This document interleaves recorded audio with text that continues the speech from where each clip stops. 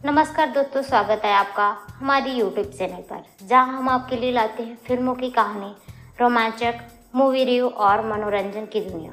हर video में आपको मिलेगा स्पॉइलर फ्री एक्सप्लेनेशन, रोमांचक डिटेक्शन और आसान समझना। नमस्कार दोस्तों, आज हम बात करेंगे हॉलीवुड की एक ऐसी फिल्म की जो 2011 की action comedy film Tower Heist के बारे में, जो एक हाई राइज अपार्टमेंट बिल्डिंग के कर्मचारी की कहानी है जो एक वॉल स्ट्रीट के व्यापारी द्वारा की गई धोखाधड़ी के शिकार हो जाते हैं और अपने पैसे वापस पाने के लिए योजना बनाते हैं। तो फिल्म शुरू होती है जोस कोवाक्स न्यूयॉर्क शहर के एक आलीशान अपार्टमेंट कॉम्प्लेक्स द टावर के बिल्डिंग मैनेजर है। इसके कर्मचारी में जोस के बहनोई कंसियर्ज चार्लिस क्लिप्स, जो जोस की बहन से गर्भवती है, एंड्रिक डेव रॉक्स, एक नवनियुक्त लिफ्ट अपॉइंटमेंट लेस्टर सेवानिवृत्त होने वाला दरबान, ओडेसा मोटेरो जमैका से आई एक अप्रवासी नौकरानी जिसे निर्वासन का खतरा है, और रिसेप्शनिस्ट मिस इवांको जो वकील बनने की पढ़ाई कर रही है। वह फिट्जह्यूग के भी दोस्त हैं, जिन्हें जाने के लिए कहे जाने के बावजूद वो नहीं जा सकते क्योंकि उनके और उनके परिवार के जाने के लिए कोई जगह नहीं है। एक सुबह जोस देखता है कि टावर के पेंट हाउस के किराएदार आर्थर शॉ का अपहरण हो रहा है। जोस उसका पीछा करता है, लेकिन FBI एजेंट क्लेयर डेनहम उसे रोक लेती है। डेनहम जोस को समझाती है कि शॉ असल में $2 अरब की हेराफेरी करने, एक पूंजी योजना के मास्टरमाइंड होने के आरोप में गिरफ्तारी से बचने के लिए देश से भागने की कोशिश कर रहा था। जोस टावर के कर्मचारी के सामने कबूल करता है कि उसने अपने पेंशन शॉ को निवेश करने के लिए दे दी थी और उन्होंने सब कुछ गंवा दिया। शॉ पुलिस से बातचीत करने में कामयाब रहा, लेकिन उसे नज़रबंद कर दिया गया। लेकिन शॉ को अब भी लगता है कि मुकदमे के बाद वह बच जाएगा। एजेंट डेनहम जोस को बताता है कि शॉ के अपॉइंटमेंट की सुरक्षा की जाए और सभी खाने पीने की चीज, डाक या अन्य अनुरोध पहले गार्ड के पास जाएंगे। बाद में लेस्टर एक ट्रेन के सामने कूदकर आत्महत्या का प्रयास करता है, लेकिन बच जाता है। अस्पताल में लेस्टर से मिलने के दौरान लेस्टर जोस को बताता है कि उसने आत्महत्या का प्रयास इसलिए किया क्योंकि उसने शॉ को अपनी सारी जमा पूंजी, जिसमें जीवन भर की बचत भी शामिल है, दे दी थी। अब वह $63,000 गंवा चुका है और इसलिए वह अपनी योजना के अनुसार रिटायर नहीं हो सकता। अगले दिन जोस चार्लिस और एंड्रिक शॉ से अपने पेंट हाउस अपार्टमेंट में मिलते हैं।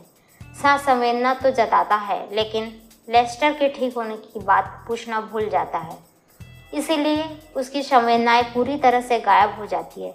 गुस्से में आकर जोस शॉ के अपार्टमेंट के लिविंग रूम में रखी 1963 की फेरारी 250 GT लूसो की खिड़की तोड़ देता है।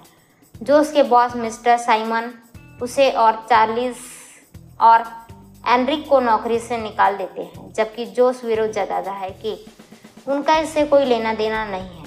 जोस एक बार डेनहम से मिलता है, जहां वह नशे में सुझाव देता है कि शॉ ने रिजर्व के रूप में $20 मिलियन छुपाए हैं, तो जोस को उसे चुरा लेना चाहिए।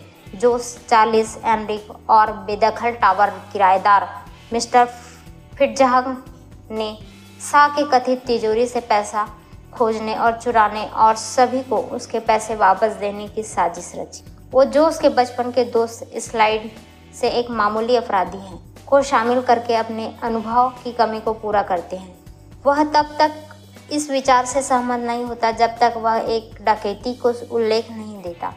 तीनों मॉल में जोस और स्लाइड से मिलते हैं। इससे पहले कि वह स्लाइड मदद करने के लिए सहमत हो, वह चारों को खुद को साबित करने और मॉल में सामान चुराने के लिए कहता है। वो सभी इससे बच निकलते हैं। इसके बाद वो ठंड में ताला खोलने का काम करते हैं। तिजोरी देखने के बाद स्लाइड उन्हें बताता है कि शॉ के पास जैसे तिजोरी है, उसने उसे पहले कभी काम नहीं किया। एक शाम जोस ने एजेंट डेनहम मिलने आते हैं और कहते हैं कि अगर जोस ने उसे सच्चे दिल से माफ़ी नहीं मांगी तो शॉ उस पर मुकदमा कर देगा। जोस माफ़ी मांगता है और उसके लिए एजेंट डेनहम जोस द्वारा शॉ की कार तोड़ने की फुटेज मिटा देता है। चार्लिस को टावर का नया मैनेजर नियुक्त किया जाता है। वह अभी भी जोश की योजना से असहज महसूस करता है। वह ऐसा इसलिए भी करता है क्योंकि उसकी पत्नी का बच्चा जल्दी ही पैदा होने वाला है और उसे पैसे की ज़रूरत है। वह जोश को चेतावनी देता है कि उसे डकैती छोड़ देनी चाहिए, वरना चार्ल्स उसे पुलिस के हवाले कर देगा। इसके बाद डेनहम जोश को बताता है कि सा को प्रचार से बचने के लिए थैंक्स गिविंग डे परेड्स के दौरान अदालत में पेश होना है और सा को रिहा कर दिया जाएगा। सा कहता है कि बाद में वह जोश और उसके दोस्त पर उनके समझौते के बावजूद मुकदमा करने वाला है। जोश और उसकी टीम परेड्स के दौरान सा को अपार्टमेंट में घुसने का फैसला करते हैं। स्लाइड ओट्सा को सब कुछ सिखाने के लिए बहकाकर टीम से आगे रखी तिजोरी तक पहुंचकर और सारा पैसा अपने पास लेकर टीम को धोखा देने की कोशिश करता है। टीम उसे सा के अपार्टमेंट में रोक लेती है और उसके बाद हुई झपट के दौरान वो एक झूठी दीवार तोड़ देता है, जिसे सा को तिजोरी दिखाई देता है जो खाली निकलती है। स्लाइड और फिट्जह्यू इस स्लाइड की बंदूक को लेकर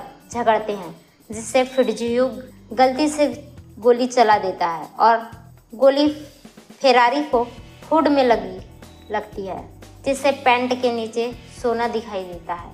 उन्हें पता चलता है कि सा ने अपना पैसा सोने में लगाया था, उसे कार के पुर्जे में बदल दिया था और पैसे को सार्वजनिक रूप से छिपाने के लिए कार को अनस्टेबल किया था। फिर वो खिड़की धोने वाले प्लेटफॉर्म का उपयोग करके उसे फिट्जह्यू के पुराने अपार्टमेंट में उतारने का फैसला करता है और फिर उसे एक लिफ्ट के रूप में धकेल देते हैं। बाद में जोश को कार के ग्लव बॉक्स में सा के अवैध वित्तीय लेनदेन का एक बही खाता मिलता है और चार्ल्स उसकी उपस्थिति का एहसास होने पर टीम में वापस आ जाता है और फिट्जह्यू को गिरने से बचाता है।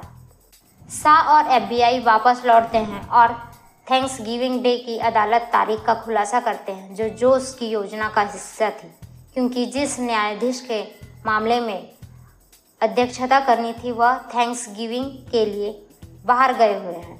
डेनहम ने नोट किया कि सा की तिजोरी कभी सूची में नहीं थी और उसने झूठा बोला था, लेकिन सा को केवल अपनी गुम हुई कार की चिंता है। परिणाम स्वरूप डेनहम उसे जमानत की घोषणा न करके उसकी जमानत का उल्लंघन करने के लिए उसकी वास्तविकता अदालत तारीख एक संघनीय हिरासत में वापस भेज देता है। लेस्टर द्वारा ध्यान भटकाने के तुरंत बाद डेनहम और एफबीआई सभी षड्यंत्रकारियों को गिरफ्तार कर लेती है और शिवाय स्लाइड के, जो भागने में कामयाब रहा। जब वे टावर से बाहर निकलता है तो सा को बताता है कि उसे बही खाता मिल गया। सा सभी शामिल लोगों को चुप रहने के बाद में कार में रखे सोने के मूल्य का 10 गुना नकद देने और सौदा करने की कोशिश करता है। मिस इविंग को पहुंचती है और एफबीआई को बताती है कि उन्होंने 3 दिन पहले अपनी बार परीक्षा पास कर ली है और अब वह जोश की वकील होगी। वह उन्होंने सा का बही खाता दिखाती है और कहती है कि वह सभी को आज़ादी के बदले उसे सौंप देगी। एफबीआई इस शर्त पर मान जाती है कि मुख्य साजिशकर्ता होने के नाते जोश को कम से कम 2 साल की सजा हो। सा उसके पास अब न तो पैसा होता है और न ही कोई सहारा, दोषी ठहराता है और उसे आजीवन कारावास की सजा सुनाई जाती है। टीम कार को वापस ले लेती है। उसे लगता है कि टावर के कर्मचारी को उनकी कोई खोई हुई पेंशन की भरपाई के लिए उसके कई पुर्जे भेजे हैं। जैसे ही जोश उसकी कोठरी में ले जाया जाता है, उसके चेहरे पर धीरे धीरे संतुष्ट मुस्कान उभरती है। अगर आपको वीडियो पसंद आया तो लाइक और शेयर ज़रूर करें। हमारे चैनल को सब्सक्राइब करना न भूलें ताकि आपको हर एक नई मूवी की कहानी और रिव्यू मिल सके। नीचे कमेंट्स में बताएं कि आपको कौन सी मूवी पर अगला वीडियो चाहते हैं। धन्यवाद और मिलते रहिए अगली वीडियो में।